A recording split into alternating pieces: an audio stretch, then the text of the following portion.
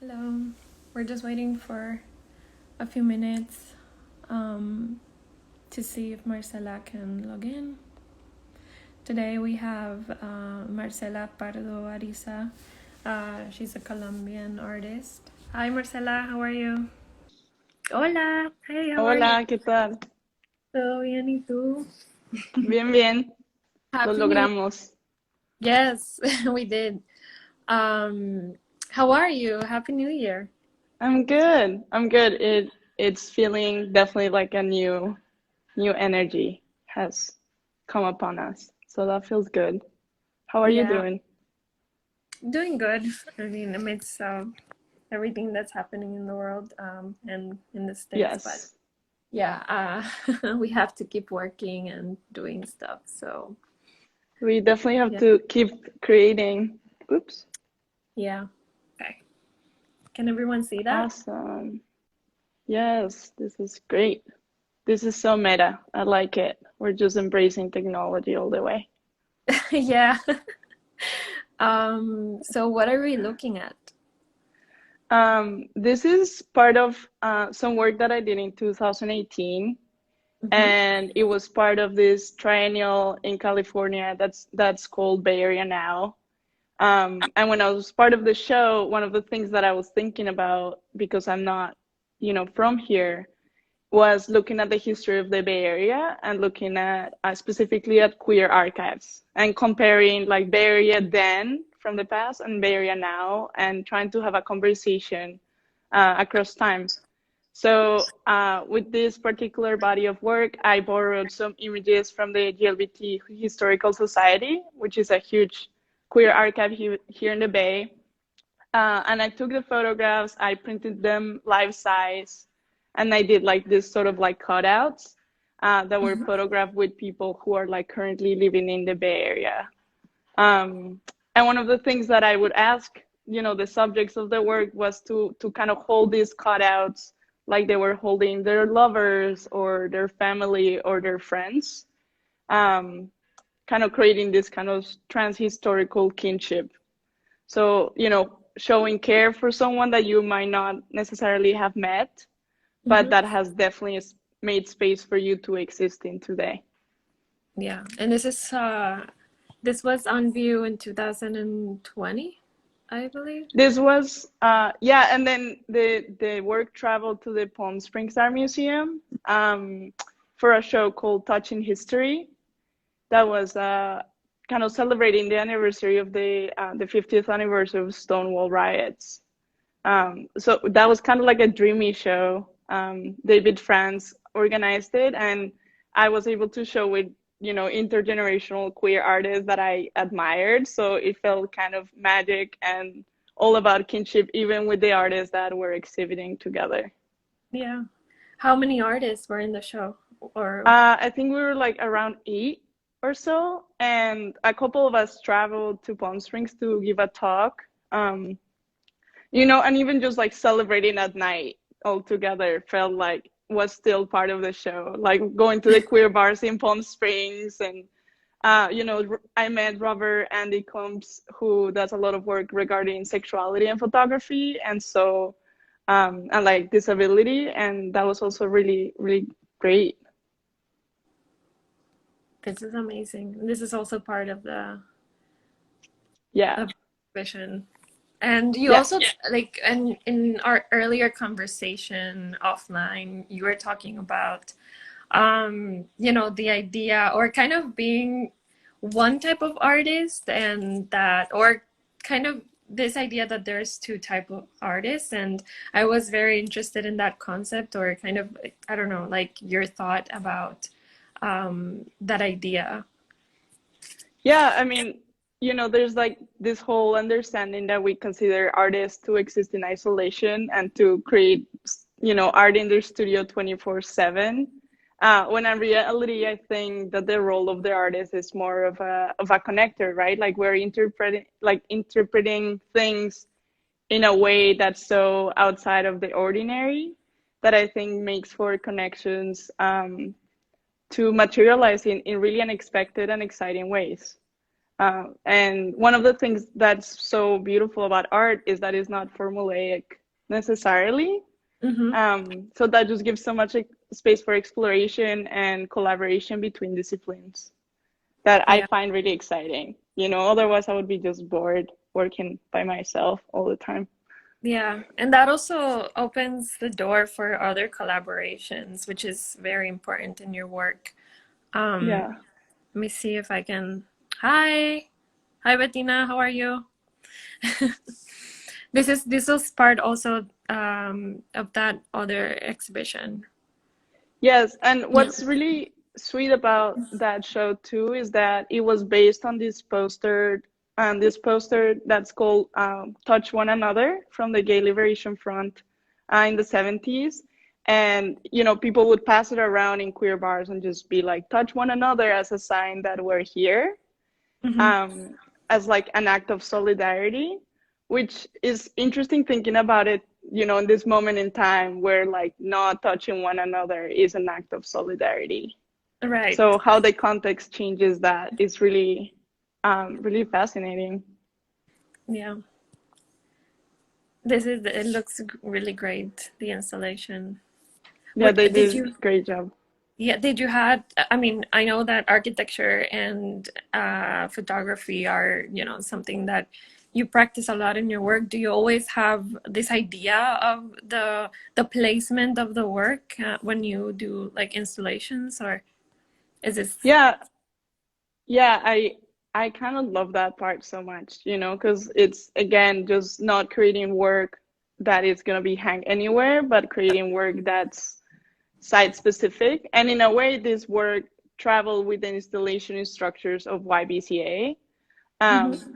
But that part is always exciting to me, receiving like the floor plan or the photos and just be like, what can you do with this space? How do you want that interaction to take place? Yeah, I love the color and the idea of taking space also, which kind of reminds me of this other exhibition that you did this year also. No, last year, right? Last Or year, yeah, last year, in November, it was part of a show called Spillage, and with that one, I just got to collaborate with some like good friends, but one of them was Virgie Tovar, who is a fat activist and a writer. She has this book called "You Have the Right to Remain Fat," and she's quite a character, like so eloquent, so brilliant, and I was interested in how our conversations could take on a visual artistic form. So literally, we decided that her body would take up space in this architectural gallery, and have that kind of like juxtaposition of the solid materials versus the flesh, and mhm. how architecture doesn't always account for the humanity of those bodies that inhabit that space. Right. And you also collaborated with her with the placement of the work and everything. Yeah, I kind of was like we did the photo Mhm. shoot together and we talked about the work, and then we kind of sent each other some sort of feedback back and forth, which there's that like bridging of disciplines that starts to happen. And also I get to know her better than I did before, right? So there's Yeah. also this kind of social time that we're spending together and strengthening our alliances in a way. Yeah. And also like kind of brings back the idea, of taking up space, not only as a fat person, but also as, I don't know if she's also queer, but, queer bodies are often not considered in, this spaces also. Were you thinking about that as well? Yeah, absolutely. And one of the things that I keep coming back to is the fact that, when we think about housing and, in the Bay Area, like there's such a crisis here, but also when we think about normal housing, you think about like 2 bedroom, 3 bedrooms that are made for like some sort of like heteronormative family. And it's really wild to me that we haven't really moved beyond that kind of design of architectural spaces to be something more specific to each person and each lifestyle and each, like congregation of people, right? And chosen family as well. And that definitely has to do with queerness and folks that are living their life in a non, descriptive way. Yeah. And also you follow the same kind of idea of bodies in this other work. Can you talk a little bit about this one? Yeah, that photo is part of this group of photos called Kin Skin, and it was exploring a lot of ideas of tenderness, even within the BDSM community, and like consent, um, and the sort of like belonging through materiality, so belonging through the use of leather or our appeal to kink, right? And how do we, when I look at visual representation of BDSM communities, of kink communities, like I always want to see more, and specifically because there's also this understanding once you're in these places that you belong there, and that feels very sweet to me. And the other thing with that is that I photograph folks that have this group in Mexico City called Vulgar, or like Vulgar. And they do a lot of organizing regarding sex education and social justice, and like pleasure and how political pleasure can be, right? Yeah. This is also part of the work. I'm trying to go back to the other, yeah, this one. So this is the installation. Yeah. Yeah. Yeah, and that one was actually part of this show called Sense of Self. That was curated by Christine Copes at the San Jose Institute of Contemporary Art. And again, with that show, there were all these photographers that I admired. There was like Tammy Ray Carland and Jamil Helu and Stephanie Sihuko, and Erica Demon. And I think there was such a photographic conversation going on that was intergenerational, also Bay Area based, but it felt kind of historical. Like I was very excited to be a part of it. Yeah. And can you talk about, I guess I'm thinking a lot about this idea of like expanded photography. Is this something that you do in your work? What are your thoughts about it? Can you explain more about like kind of this installation that we're seeing here? Yeah, of course. I have a love-hate relationship with photography. It's mostly love, but there's a lot of, complicated history in regards to how we view the other. It comes from a very anthropological kind of perspective, of getting access to someone else through like viewing them through a viewfinder. And the whole language of photography is so colonial to begin with, right? Like you're shooting someone and like you're looking at them and doing this kind of exercise that I'm interested in kind of looking back and evaluate, but also in the ways that we are exhibiting the work, right? There's all these arbitrary rules of how high do you hang the photographs, what kind of frames do you use, and photography is such a young medium too that there's just no reason for it to be so uptight, right? And so this idea of expanded photography feels exciting to me because we're taking image making, which is getting smaller and smaller, in our phones, like even here, and really making it big. And the only other ways in which we're looking at large images is advertising. And so the large images that we're used to seeing are always selling us something. So what does it look like to create images that take up space, that are really talking about something else?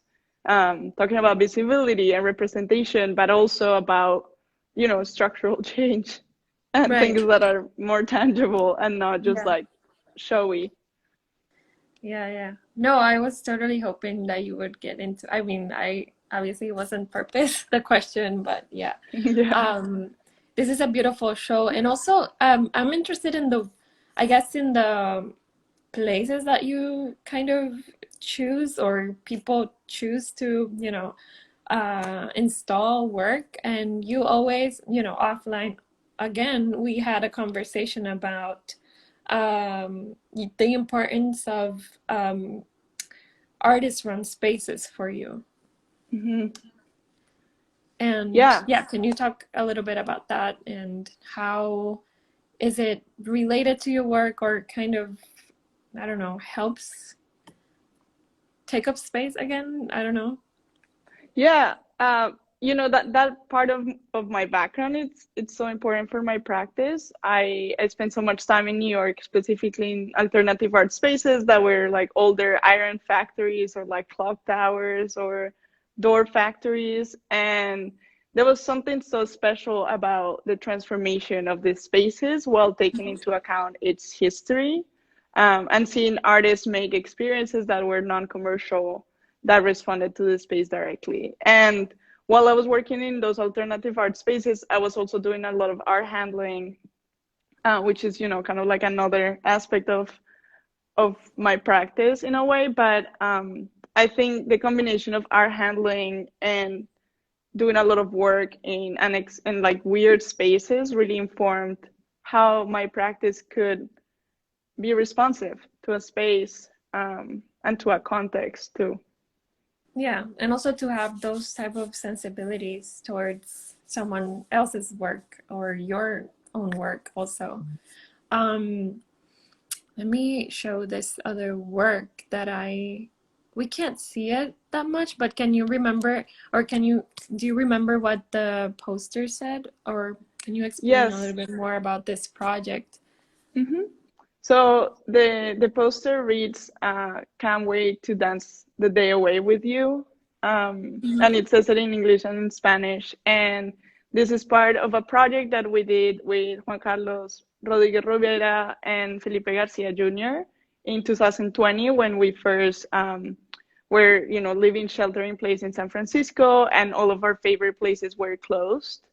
And there was this sort of like apocalyptic energy, so we reached out to all of these places to kind of put the energy that they were using that was like hopeful, like their own words, we wanted to put them in their storefront. So the first image that you saw was El Rio, which is kind of like a queer institution, like divey bar out of San Francisco, where, I've had very beautiful times. And then the second image that you showed is this Latinx owned business, like a cocktail bar, where Felipe actually was working at the time. So, this project was made out of pure love for all these places. We had like a little printer and just did wheat pasting things and kind of came back to the basics. But we were just in conversation with the business owners as they were going through this, and they all had fundraisers for their employees. So we included that as well in the corner of the posters. And we know that, the service industry has been one of the most affected ones by the pandemic. And that includes, business owners, like small business owners, and also bartenders and servers. But if you also think about the queer economy, you're talking about go-go dancers, DJs, performers, sex workers, drag queens, and it's basically so much of queer life is being tremendously affected by the pandemic. So it was also a way of calling that into like public space, right? Yeah. Did it close the bar or is it still? No, El Rio is still continuing, and I think they've received some grants, but there's Mhm. definitely other ones like the Stud, has been around, is one of the first LGBTQ IA plus bars in San Francisco, started in 1966, and they had to close their space in the midst of 2020. They hope to reopen, but I think it still shows how such a long-standing institution can is still, fragile. Yeah. And have you thought about expanding this project in any other sense or? Yeah, we actually did one iteration of the project in Bogotá. which is my Mm-hmm. home city, and it was my first project there since I left. And that to me, and it was all about queer and trans visibility in public space. And we collaborated with House of Tupamacas in Bogotá and Tupamara, sorry, and they are doing a lot of performances for queer and trans folks in Bogotá too. Mm-hmm. So again, the project has been so sweet because it's so simple, but it's so relatable and it's not geographically specific necessarily because we are like sharing so much of those intense feelings, right? And like Yeah. queer communities in different places are losing these spaces. It's not, it's like so sad, but also not surprising, you know? Yeah. And what was the thought process of the phrases that you were gonna include, or how was that interaction, I guess with Juan or Felipe, but also the business owners? Were they also part of the process of creating this like solidarity phrases? Well, interestingly, when we were looking at, their storefronts were completely uh, closed, and we would go to their social media, and there was this sort of like, hold tight, like we'll get back to it in March, when we thought everything would last 2 weeks. Um, and there was this kind of like hopeful messaging both for their clients and also for themselves. So we actually borrowed some of those words and asked them if we could kind of literally show their own words in a physical way, so Mhm. that it didn't stay only on like a digital realm. Yeah. And this other work is not related to the Solidarity Project, right? Or this Yeah, is. no, this also happened to have, to take place in 2020, and I keep Mhm. saying that 2020 is the year of public art, which I love because so many people are experiencing the work that from so many different positionalities. Mhm. And this was a photograph that I did in 2017 of an audience that had never met, and it's just like they cut out of the back of their heads. And it was used as part of the census campaign here in the Bay Area, that was organized by Art and Action, and it included a bunch of artists that are amazing. And I think for me it was beautiful to see how cultural makers are being, included into this kind of policy state or like into these political realms, because they realize that people do respond, that you can organize people through art making, right? Yeah. And is this in the same city or is this other? This is in Richmond, and this is actually a middle school, Mhm. and it's so tiny there. But Yeah, it it's was super tiny. basically a public art piece that was made in collaboration with the students. And the beautiful thing about that school is that it's mostly Black and Latinx students, and I think it was one of the most memorable experiences for me, working with them. But we talk so much about empowering through visual culture, and so they all photographed each other, and it was similar to that audience piece. um, we included flowers from the school, and so the sweet thing about that is that they recognize each other, from the back Hmm. of their heads, but like nobody else can. So there's not this voyeurism or like facial recognition kind of thing going on, which I thought was interesting. Yeah. There's also like that secrecy also, you know, kind of, I don't know, type of mysterious, that only them know, that what's happening in the art world and in the artwork. Totally. And And this. same with that one that you just showed. Mhm. That one was part of a commission at Facebook, and what I was doing was photographing night shift workers, which were mostly Black and Latinx, and they work for security and janitorial. There's other folks as well, but that was the majority of the folks that were working the night shift. So in a way, it was also like these are the people that are looking at the artwork the most, you know, like they're Mhm. like there the whole time. And it was sweet for them to recognize each other and just be like, oh yeah, like that's Marta, and like this is Sandra, and like Yeah. you can still not look at their faces, you know, if you don't really know them. Yeah, it's so the word that I was looking for was like la complicidad, you know, Yes. a type of yeah.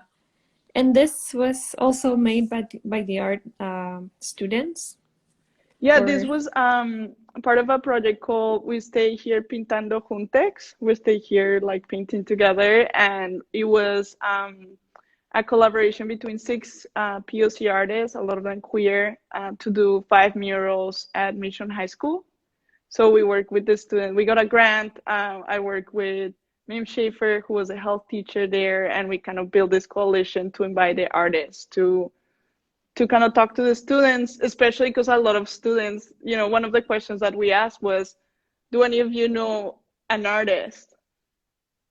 And they were like, no, like, I don't know what, you know, I don't know an artist personally. And to me, that's always this sense of possibility, right? Like when you, it's like, if you want to be like, look, there's like all these people that are doing it, that, you know, it's a hustle, but we're also doing what we love and it's possible. Like, yeah. don't let anyone tell you otherwise. I think that was such a beautiful experience, especially because we were in the mission where I had been living for the last 6 years.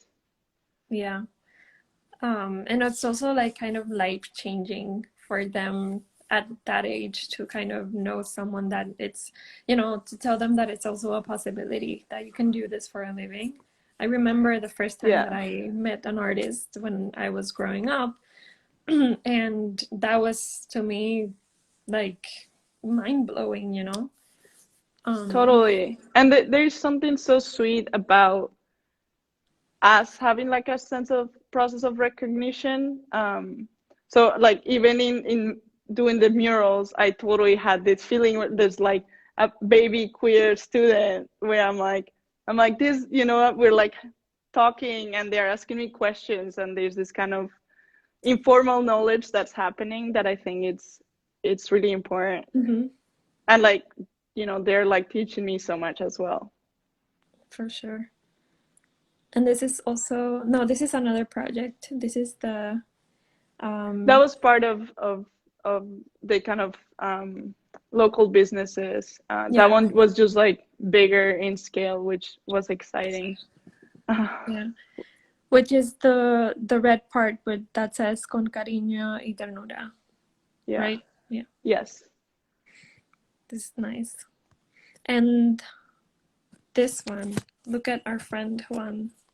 Look at Juan, who, you know, made this collaboration possible. But yes, this project is called Kin Streets, Hmm. and I informally but also formally call it the love letter to the queer community in the midst of 2020.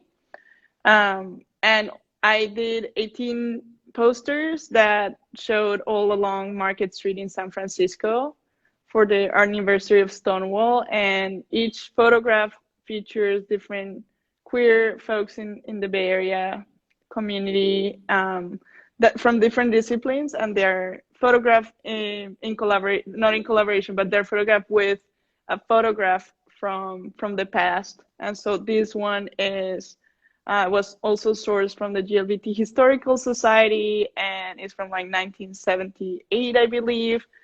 And the thing about this body of work is that because of the way that people used to photograph before, meaning like non-consensually photograph people, like I don't know the name of the three men that are embracing each other, right? It's kind of like anonymous.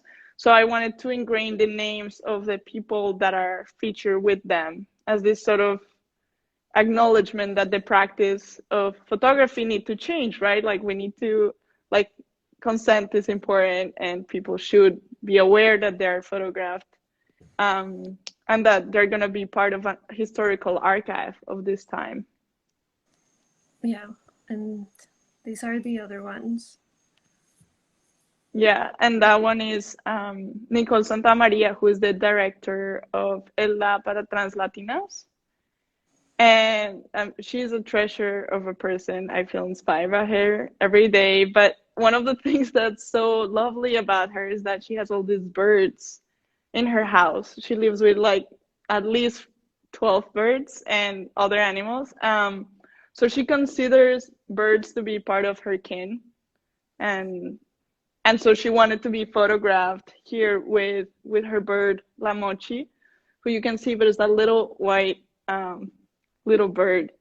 And in a way, it was these two folks are there in the park. These two black men next to Nicole and La Mochi. So you're talking about transhistorical connection, but also interspecies, like interracial, intergenerational. There are like so many different conversations. And for this project, because we were in the pandemic, I was asking people to like that I would meet them in their public space, like wherever they were spending most time. So this one was taken in Berkeley, close to her house.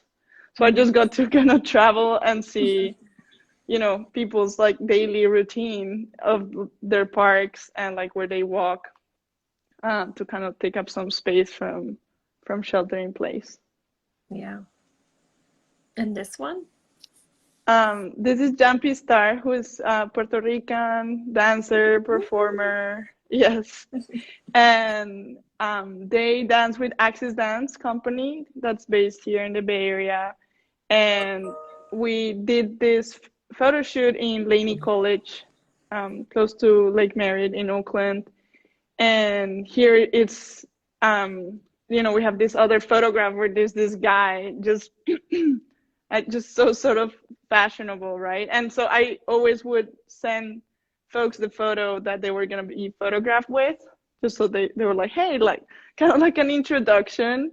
Sometimes it's so performative in a way, but it's also kind of entertaining, where I'm like, hey, like you're going to meet this dude tomorrow. And I just kind of, get out of my truck with a cutout, and we do this kind of take this little happening, which always ends up being sort of entertaining for whoever is walking by.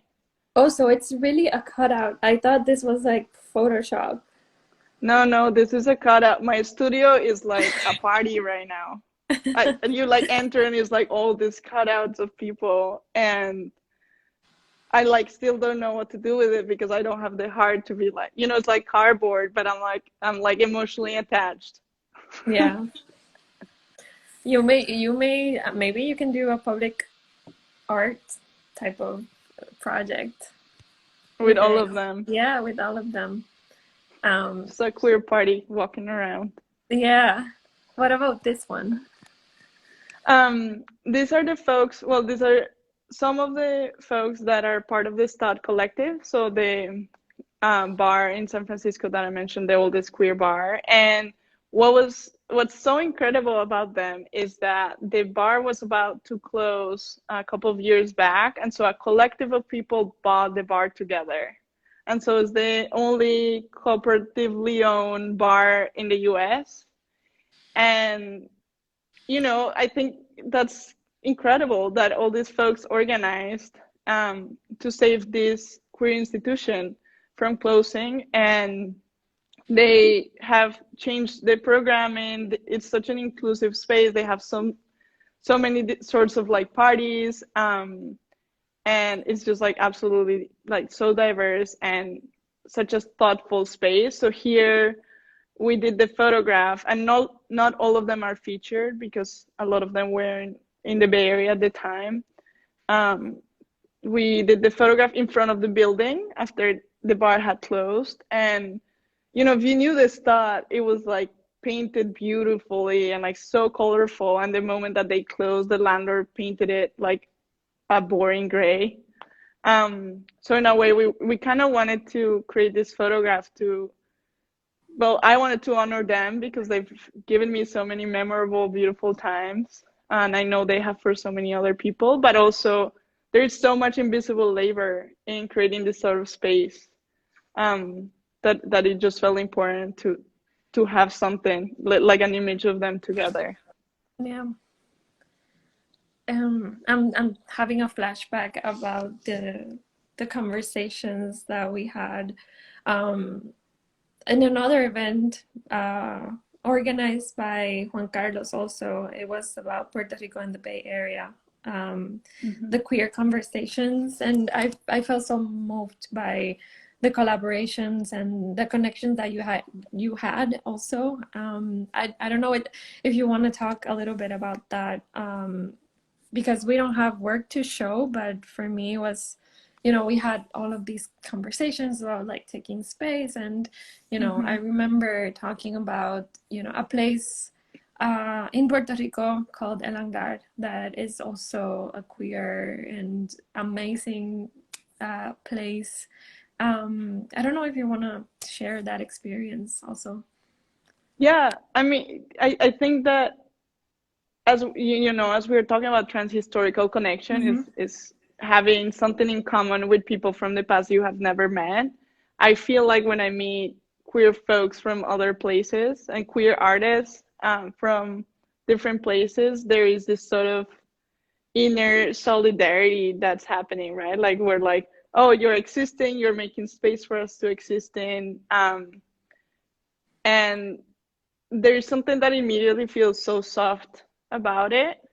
And especially with that group of folks, that there is this sense that that was just a first collaboration. So when we did the conversation, we had been looking at each other's work for weeks, but we hadn't said hi to each other. And having that personable conversation, once you've been having effective responses to a work, already feels more special, right? And hopefully, one of the things about the pandemic is that it makes transnational collaborations more feasible, even if they're happening digitally. But hopefully, since I'm a firm believer of face-to-face, these are only seeds that will kind of grow once we are able to travel and do things in person again. So yeah, I think those coalitions that we're forming right now digitally, like I cannot wait to see how they manifest physically at some moment in time, Yeah. Let's just talk about this other one. Oh yeah, that one's one of my favorites. That photograph is it's also part of King Streets and is depicting the Transgender District. And the Transgender District is the first legally recognized transgender district in the world, which is not to say that there are not many other folks doing this kind of organizing in other places, but I think it's huge that this is legally recognized, that the city of San Francisco is supporting it. Here we see Aria Said, Janelle Luster, and Spring, and they have been doing an amazing work and creating visibility for trans and non-binary folks, and also to delineate a physical space for people to be at, right? So here you see the light posts that has a trans flag. So when you go to the Transgender District, all of the light posts have the trans flag. And here you can also see on Charlie's Lounge is where they're photographed in front of, which is a bar in the Tenderloin, a queer bar, like the last queer bar in that neighborhood.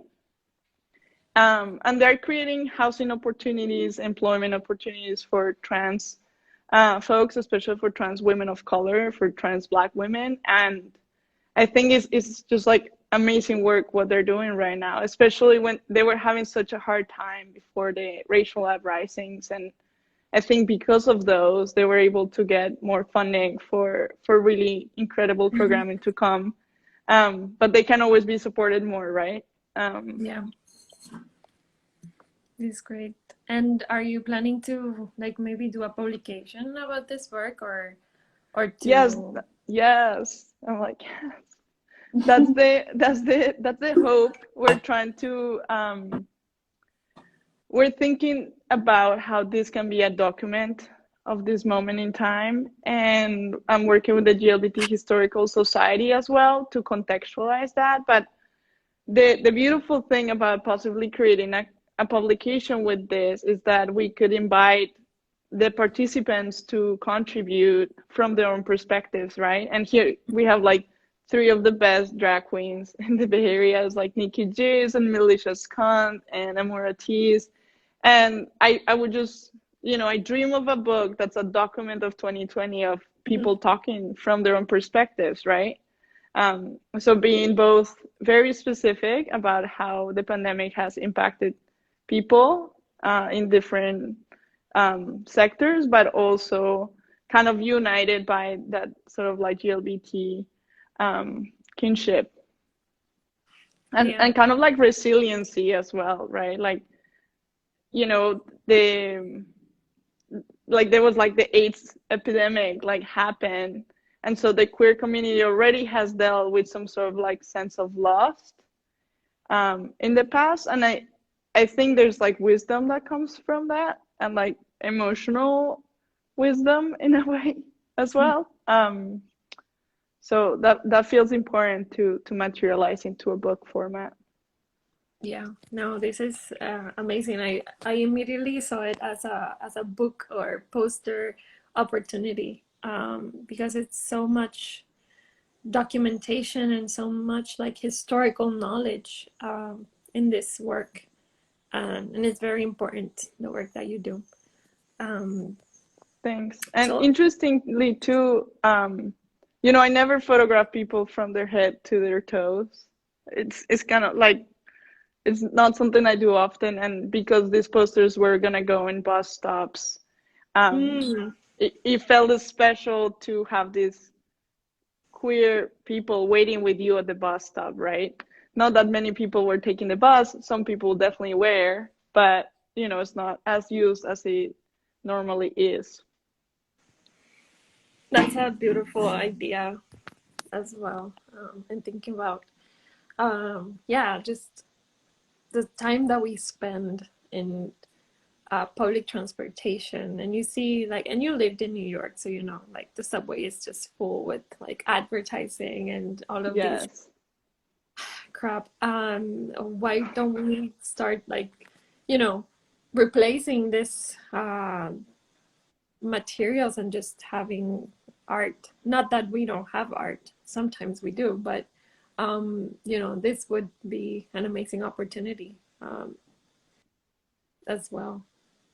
Yeah, and in a moment where so many art institutions and museums are struggling about, expanding their audience and their impact, I'm also just questioning like why are we making more art in public space?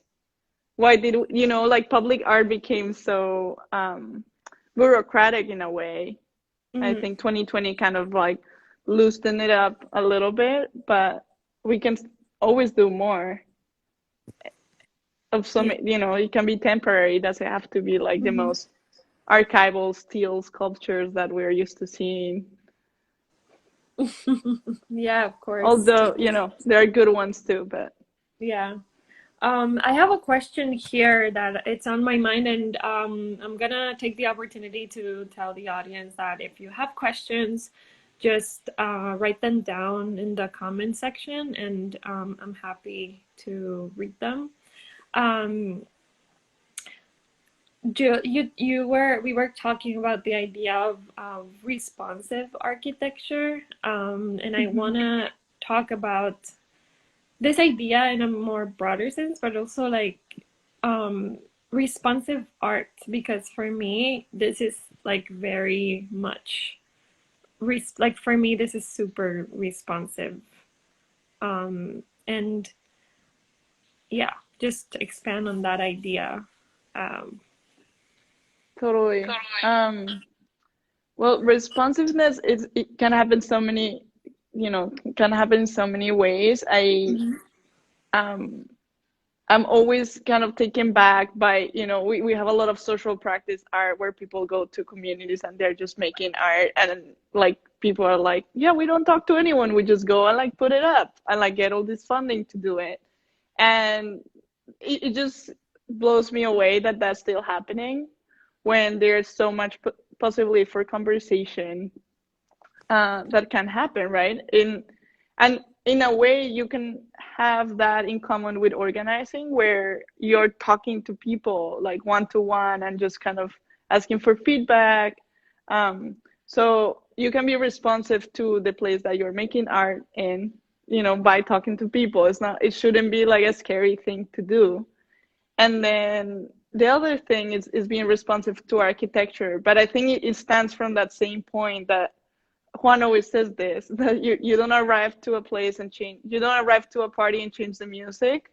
And I like always think about that because you're like, you're new, you should be listening, you should be like getting to know people, you should be kind of reading the room, right? And that kind of feels like it's still valid with architecture, where you're about to show your work, which is kind of like you're bringing in all this baggage, but also all these beautiful things with you, and to a new space, and you should kind of have a conversation with the space as well.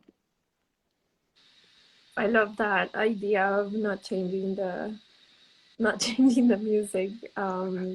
Yeah. Anything else that you wanna I don't know, talk about, or maybe you have other projects coming up soon? Yeah, one thing I've been thinking a lot about is this idea of crisis. You kind of mentioned that like I've talked to a lot of my artist friends, and kind of seeing like, there are people that are like, Marcel, like, how are you creating work in 2020? Like, I haven't been feeling inspired at all. And some people that are like, I'm actually just doing more writing now and not so much like public facing things. And one thing that's important of this time, right, is that kind of like plurality of reactions that we're having to this, right? And for me, I can certainly say that this moment of crisis has like put me in a position of making work that, like I already love working, but I was, I just kind of have this sense of responsibility of thinking what are the things that we want to be looking at from this time. And I don't know if that has to do with the fact that I just spent so much time, in the queer archives, and seeing, what kind of photos stood up to me about a moment in time, or what felt like a really effective sort of organizing tactic. So that's something that I'm just like constantly thinking about, is how do we want to remember 2020 in our own terms, from our own voices, in our own kind of like visual methodologies, visual and written as well. So that's something that's definitely on my mind as we're still in that moment and still shifting into possibly, another stage of this moment. So it's another like kind of the idea of that out of crisis and chaos, something else, like for, the conversations that, something else can happen and something beautiful can come out of it, or something timely and important. I've had conversations with other artists that say, I can't work. Like I feel very disorganized, or I feel very much not connected to what I'm doing. And I mean, it all depends. And it's like the year that also like people started going to therapy or thinking about health insurance or mental illnesses and all of these things, and we are like so hyper aware because we're just so within our own bodies and in our own spaces, and kind of like trapped in this, and I've been thinking a lot about that. And also it has been the year that I've worked the most, and we've been like so the pilot, like working. And but yeah, again, it's different for everyone. Totally. And especially for the art industry, just thinking about what sort of changes from this time will remain. Some of them, have to do with accessibility, which I think is so important, and we need to like keep them. But also about reach. Yeah, like talking, like you and I having this conversation right now is happening because of all of these things. And but yeah, at the same time, I think we are much more aware of our own relationship to ourselves, and therefore like our relationship to one another, and how we kind of can show up for each other in different ways. Yeah. And, kind of having this moment to pause and think at what's the intention behind all of this, and the work that we do, because that's the reality. We had, for, a moment, we had to pause and think, this is happening globally, and we need to think about how can we be more human, how can we be more, or have more solidarity. That's also something that comes to mind a lot, and that's why I love that work so much, and I think that you should expand it also. Yeah, we definitely want to keep working on it in different contexts. And in a way, it felt very liberating too, to do image making, or not necessarily image making, but like text in public space, as a way of like not being so careful with the paper, like all these things that like with photography is you're just like so ingrained, and it's about like liberating practices, about something that's ephemeral, but sometimes more impactful, and that's okay, right? Yeah. Was this the first time that you were doing like text-based work, or I did this project at my older studio that was called Poem for a Window, and it was kind of like text from women of color poets, and like excerpts that I was just kind of putting up, and that was just amazing because I love poetry, and I want to see more of it in public space always. But I also, when I was working at YBCA, I was working with Tania Bruguera, and she had the Escuela de Arte Útil while we were there, and she also put this sign with texts outside of YBCA, which you can see in downtown San Francisco, and being so close to like the impact of putting those messages up, like end white supremacy, or like Black Lives Matter, and like seeing it in downtown San Francisco by an institution felt really powerful, because we don't see it too often. Can you talk about a little bit more about that experience of working with Tanya? Totally. Well, I was working at the time in the civic engagement department at YBCA, and what we were trying to do, or like, she was trying to create a school within the institution. So she was talking about kind of using the institution to create knowledge.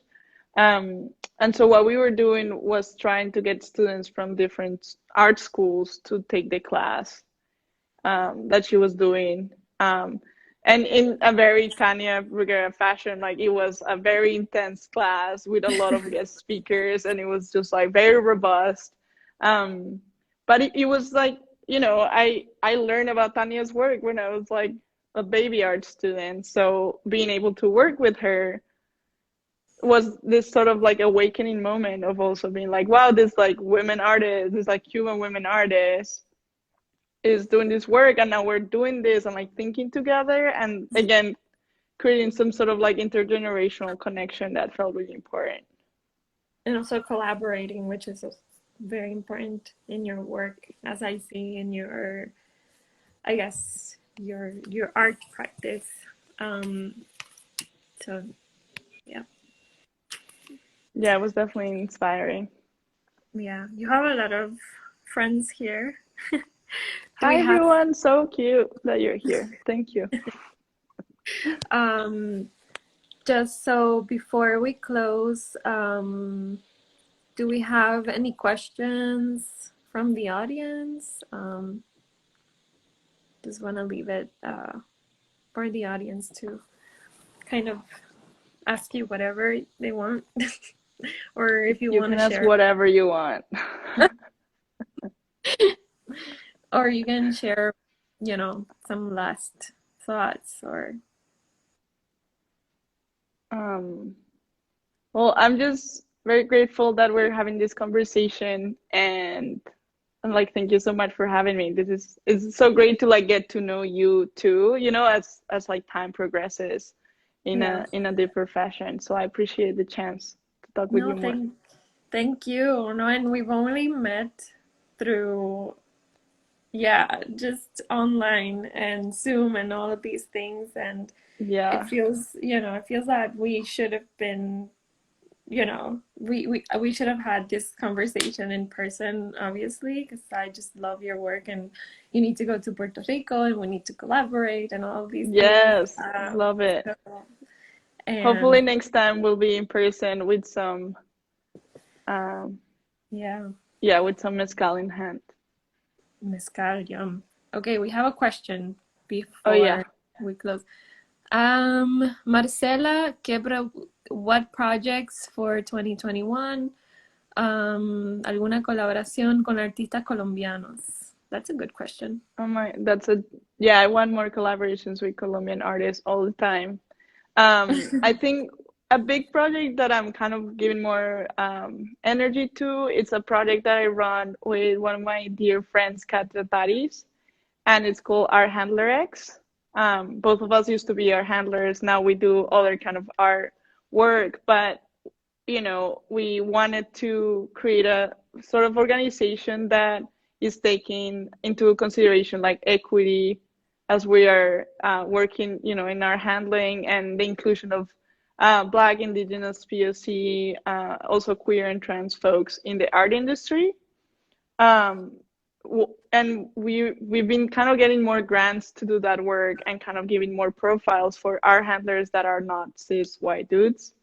Um, and it's been like an interesting conversation, interesting project because the art world is always reckoning with issues of exploitation and diversity, and taking it from the perspective of art handling has been extremely telling, right? Like I entered art work by working for free in New York, um, Mm-hmm. in galleries in New York, and that gave me a lot of knowledge. But like, nobody should be working for free, especially and like for Yeah. it's also who can afford to do that.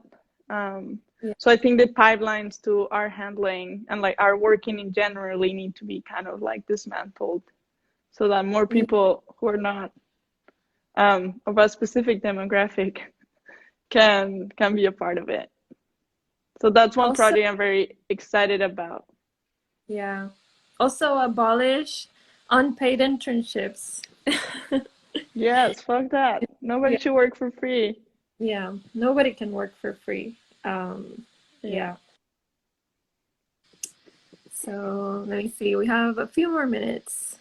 So anyone else has a question? Oh, do you have more information about that project that you have, or do you have an Instagram?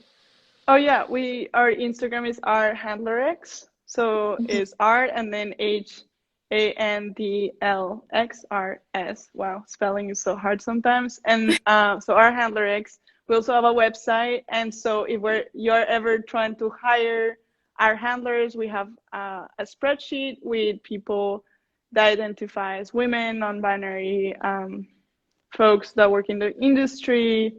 We have some resources there, and we're always trying to do more institutional collaborations. We've done talks with schools too about our, our jobs in the industry and how to kind of enter them. So if you know students or teachers that kind of need that focus, let us know. Cool. This is so great. Marcel, thank you so much for your time. And I Thank love you. talking to you. I love going to your virtual studio, and hopefully we can meet, in real life soon. Yes, thank you so much. And thank you everyone that tuned in. That was my first IG live. It was Wow. eventful. So thank you, Natalia, y estamos hablando. Vale, gracias, un abrazo. Vale, Chao. chao.